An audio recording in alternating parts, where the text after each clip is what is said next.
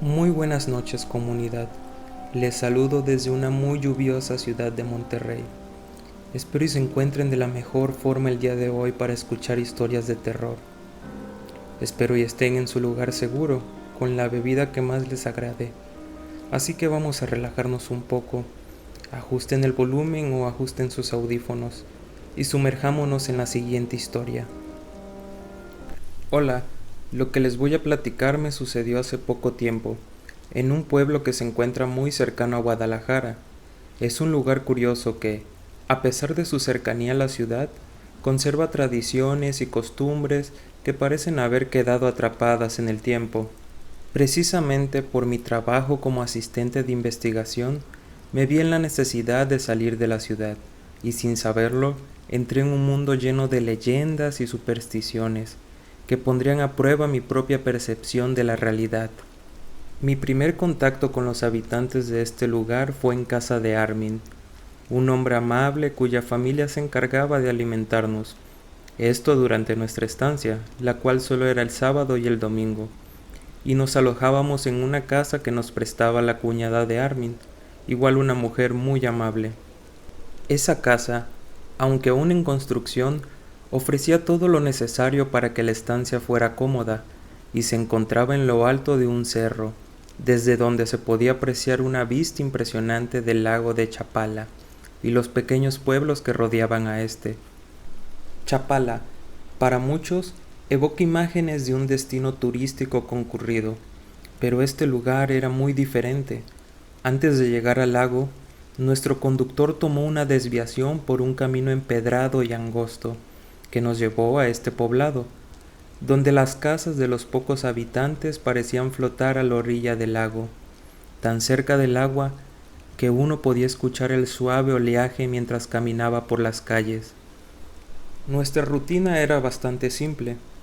Durante el día visitábamos a los habitantes, esto para realizar encuestas y entrevistas, pero por las noches, cuando el trabajo terminaba, encontraba un momento de paz en el balcón de la casa.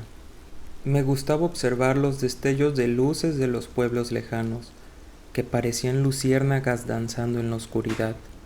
A esas alturas del día, todo el lugar se sumía en un silencio casi absoluto, roto solo por el murmullo del viento y el lejano golpeteo del agua contra las piedras. En realidad, ese lugar se asemejaba al paraíso, o al menos a la idea que yo tenía del paraíso. Una de esas noches, ya entrada la madrugada, me quedé más tiempo del habitual en el balcón.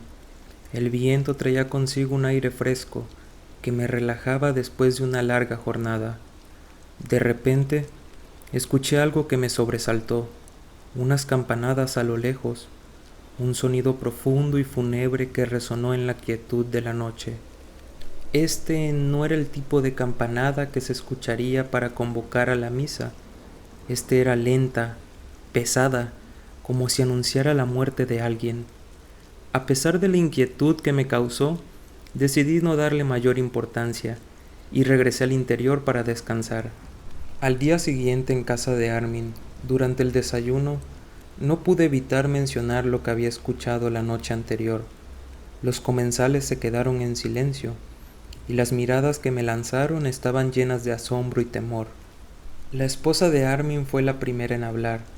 Me preguntó de dónde había escuchado las campanas, y cuando le dije que no estaba seguro, pero que sí estaba seguro que éstas no provenían del pueblo, su rostro se ensombreció. Los lugareños comenzaron a contarme historias. Hablaban sobre un pueblo sumergido en el fondo del lago, un lugar maldito que había sido tragado por las aguas. Esto debido a los rituales de brujería que sus habitantes practicaban.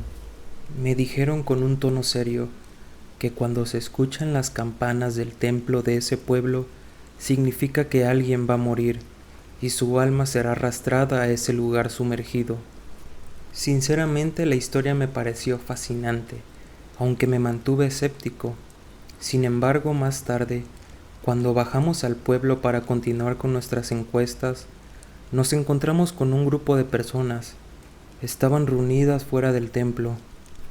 Un anciano con cara amigable y un poco tierna se acercó a nosotros y nos informó que don Serafín, un curandero local bastante famoso, había muerto durante la noche.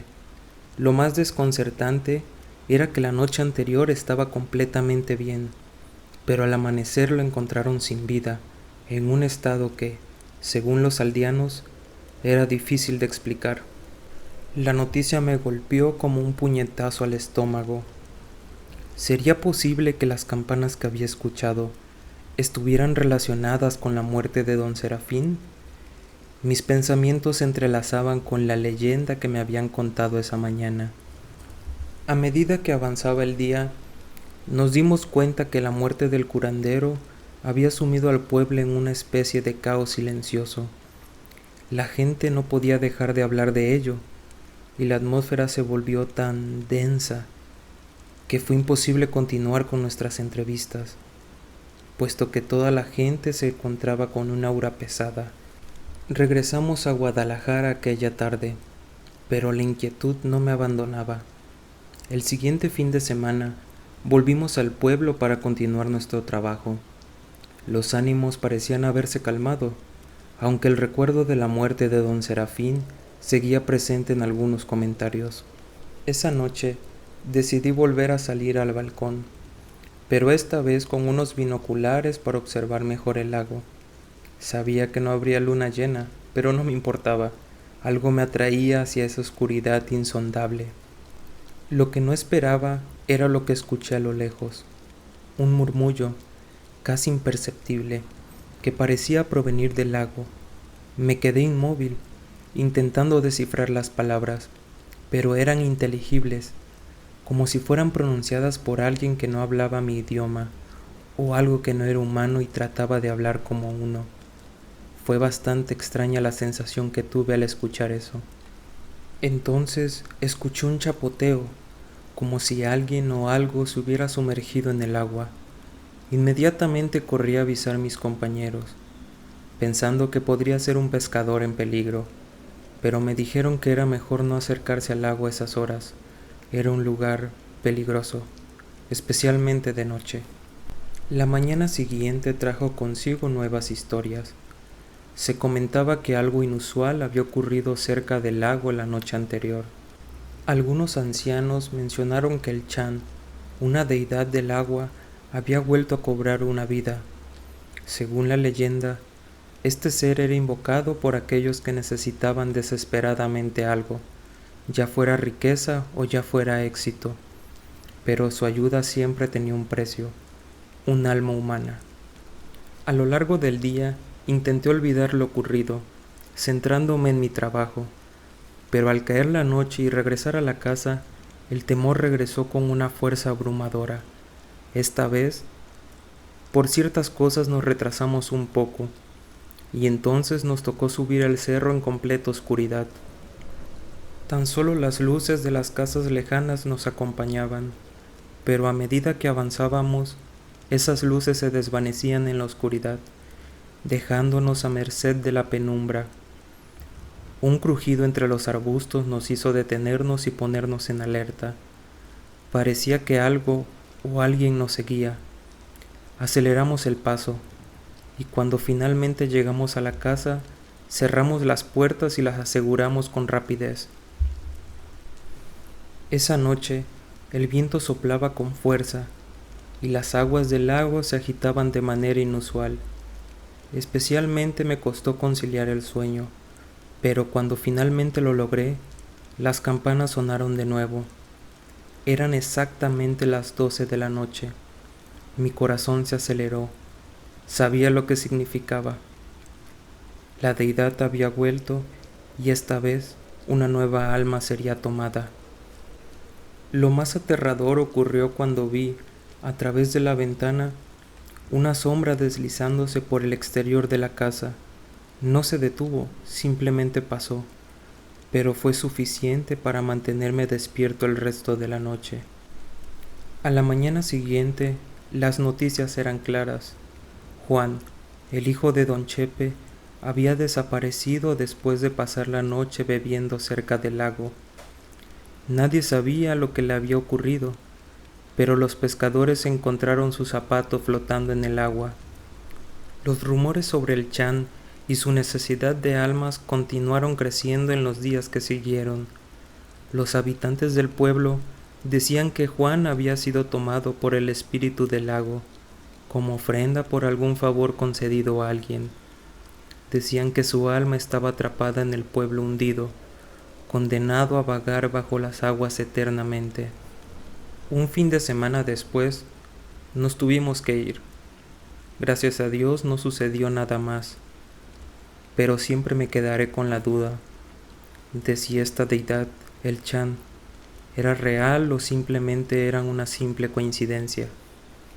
Gracias por su tiempo.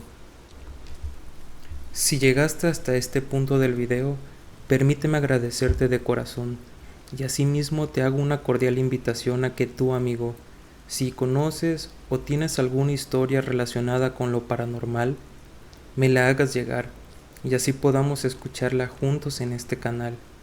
Respetaré el anonimato si es lo que quieres.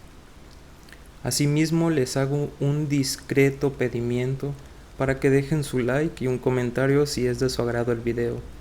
Esto ayudaría mucho y me motivaría mucho a seguir creando contenido para ustedes. Asimismo, agradecería si tienen alguna recomendación o crítica sobre mi contenido. Realmente cualquier crítica es bienvenida. Todo sea con tal de mejorar el contenido que traigo para ustedes. Sin más que decir, me despido. Espero y descansen mucho y mañana sea un día exitoso para todos. Cuídense mucho y cuiden a los suyos.